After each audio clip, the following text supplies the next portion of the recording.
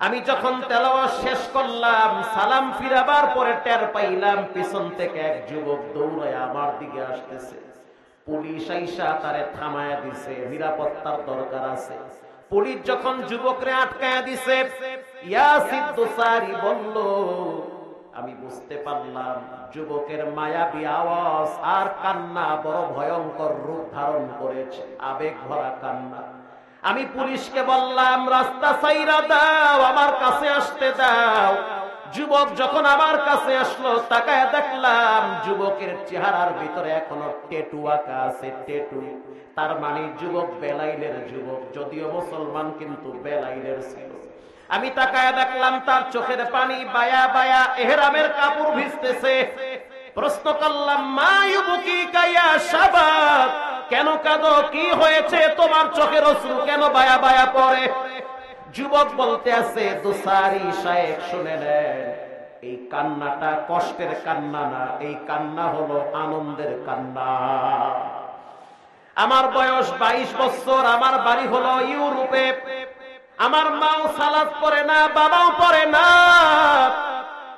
একটা টাইমে দেখি আবার আব্বা আম্মা সালাত শুরু করেছে, কারণ তাদের ভিতরে মরণের ভয় ঢুকছে।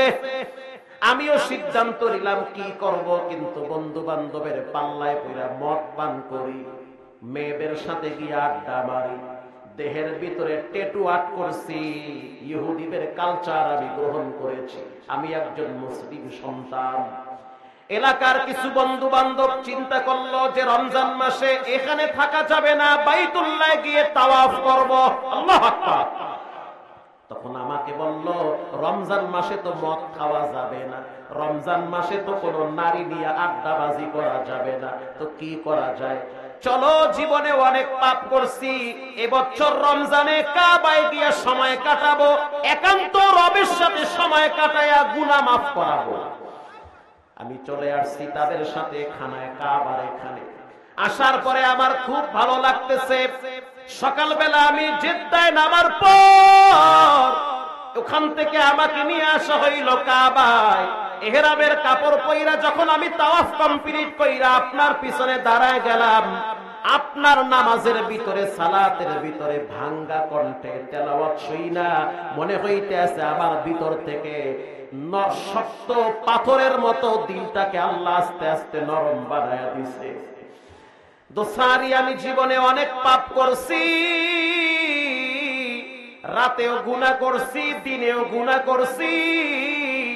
এই জিহ্বায় মদ লাগাইছি, দাঁত দিয়া মদের বোতল কামড়ায়া ধরছি, মদ পান কইরা কইরা কলিজাটারে কালা বানাইছি।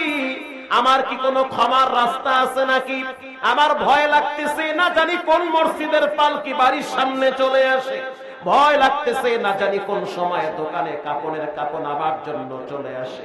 আমার সমবয়সী অনেক বন্ধু বান্ধব মারা গেছে, এবার আমি আল্লাহর কাছে ক্ষমা পাইতে চাই। আল্লাহু আকবার বলেন।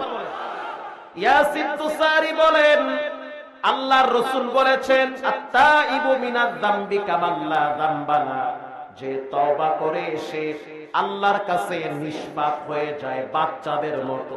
বাচ্চা যেমন মায়ের পেট থেকে আসে নিষ্পাপ, যে তওবা করে সেও তেমন নিষ্পাপ হয়ে যায়। দোসারি বলেন, তওবা করো, করছি আবার করো। সে তার হাতের সাথে হাত লাগায়া দোসারি তওবা করাইতেছে। পড়ো আস্তাগফিরুল্লাহ, আস্তাগফিরুল্লাহ, আল্লাহর কাছে খাঁটি দিলে তওবা করো। হজ করার পরে বাড়িতে গিয়া কোন ধরনের খারাপ আড্ডা খানায় যাবা না। কয় না, যাব না, আজ থেকে আমি দাড়িটাও রেখে দিলাম, জীবনে কাটবো না। দোসারি বলেন, ইয়াউমা লা ইয়ানফাউ মালুন ওয়ালা বানুন, কিয়ামতের দিন মানুষের সম্পদ কাজে আসবে না, মাল কাজে আসবে না, সন্তান কাজে আসবে না, একমাত্র তওবাকারী কলিজাটাই কাজে আসবে। আল্লাহু আকবার বলেন। যারা তওবা করে তাদের দিল ফ্রেশ থাকে, এজন্য ভালো দিলওয়ালা মানুষ হন। গেটাবের নাম মুসলমানি না, আত্মাটাকে পরিশুদ্ধ করার নামই হলো মুসলমানি। অন্তরটাকে পরিষ্কার বানায় নেন। আল্লাহর রাসূল বলেন, আকসিরু যিকরাহা বিমিল লাযযাতিল মাউত, মৃত্যুর কথা বেশি বেশি স্মরণ করো। দিল নরম হয়ে যাবে। কবরের কথা স্মরণ করো, দিল নরম হয়ে যাবে। আরো মজার বিষয় হলো, এরকম কিছু দিলওয়ালা সাহাবীদের ঘটনা বুখারী শরীফে আসছে। আল্লাহু আকবার বলে। একজন মহিলা সাহাবী ইশারের নামাজের টাইমে আবু হুরায়রাকে ডাক দিয়েছে। তানবীহুল গাফিলিন, ইয়া আবা হুরায়রা তাআল, আবু হুরায়রা একটু কাছে আসো। কেন? এই জন্য কাছে আসবো যে আমি এমন একটা ঝামেলায় পড়ছি যেটা তোমার মাধ্যমে সমাধান করতে চাই। কষ্ট হয় আপনাদের? আমি কি দোয়া করে দিব?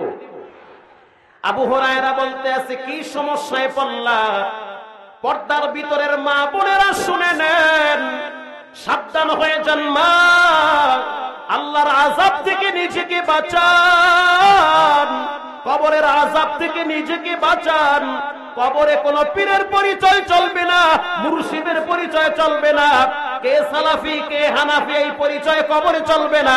কবরে পরিচয় একটাই চলবে, লা ইলাহা।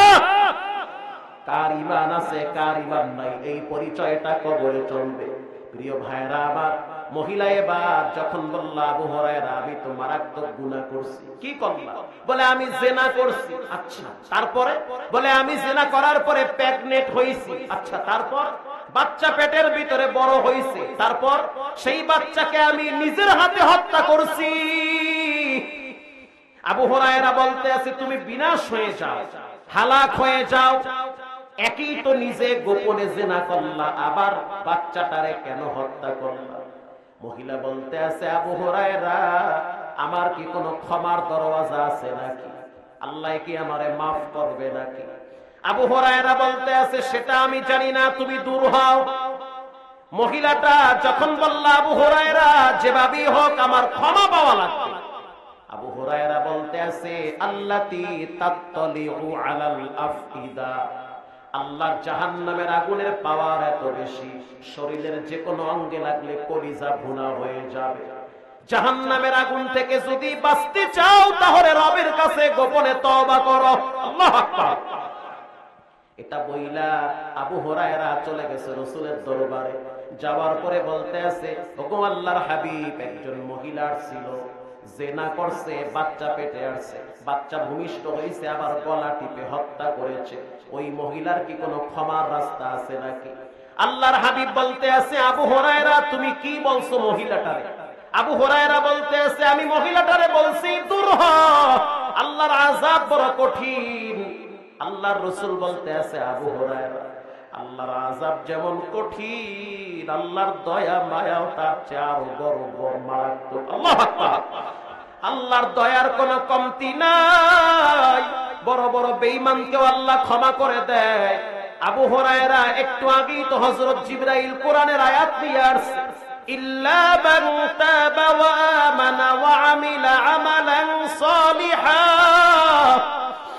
আবু হুরায়রা শুনে নাও, আল্লাহ পাক বলেছেন কেউ যদি ঈমান আনার পরে গুনাহ করে, ঈমান আনার পরে গুনাহ করে, যেমন আমরা ঈমান আনছি আপনারাও আনছেন, ঈমান আনার পরে গোপনে অপরাধ পাপ আছে না নাই?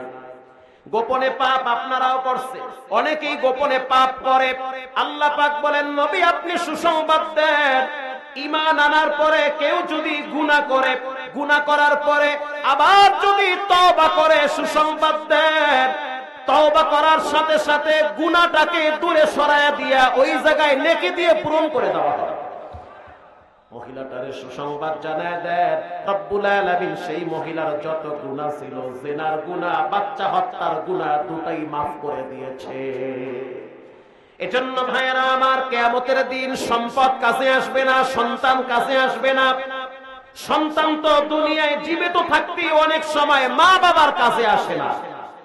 এই নওগাঁর ভিতরে এমনও ঘটনা ঘটছে, বাবার লাশ কবরে রাইখা ছেলে মেয়েরা বাবার সম্পদ নিয়ে মারামারি কইরা রক্তপাত ঘটাইছে। কথা কন না কা?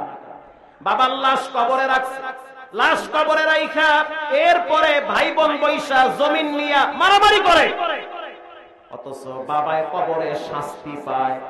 এজন্য অনুরোধ করে বলি, মরার আগে দুই একটা ফ্যান মসজিদে দিবেন, মরার আগে দুই একটা লাইট মাদ্রাসায় লাগায় দেন, মরার আগে দুই এক বস্তা সিমেন্ট মাদ্রাসায় দেন।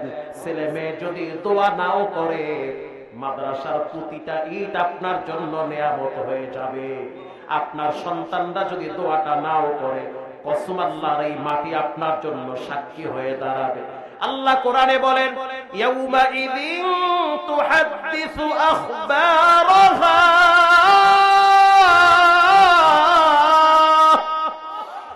যেই মাটির উপরে বসে আছো লিখে রাখো, মাটি একদিন তোমার পক্ষে অথবা বিপক্ষে সাক্ষী দিবে। এজন্য ভালো কাজ যদি করেন মাটি আপনার পক্ষে সাক্ষী দিবে, খারাপ কাজ যদি করেন মাটি আপনার বিরুদ্ধে সাক্ষী দিবে। আল্লাহ পাক বলেন, সম্পদ কাজে আসবে না, সন্তান কাজে আসবে না, একমাত্র কলবে সালিম পবিত্র আত্মাটাই কাজে আসবে। অনুরোধ করে বলি, পায়ে হাত দিয়ে বলি, নিজের আমল নিজের কাছে, নিজের সালাত নিজের কাছে, নিজের আখলাক নিজের কাছে। কখনোই অন্যকে নিয়ে চিন্তা করবেন না, আগে নিজের ফ্যামিলি নিয়ে চিন্তা করেন। কথা কন না কেন? নিজের ছেলে নামাজ পড়লো কিনা খবর নেন, নিজের স্ত্রীর নামাজ পড়লো কিনা খবর নেন, নিজে কতটুকু বহিদ পন্থায় জীবন চালান খবর নেন। কারণ হারাম মাল দ্বারা দেহ যদি লালন পালন হয়, ওটা কোনোদিন জান্নাতে যাবে না।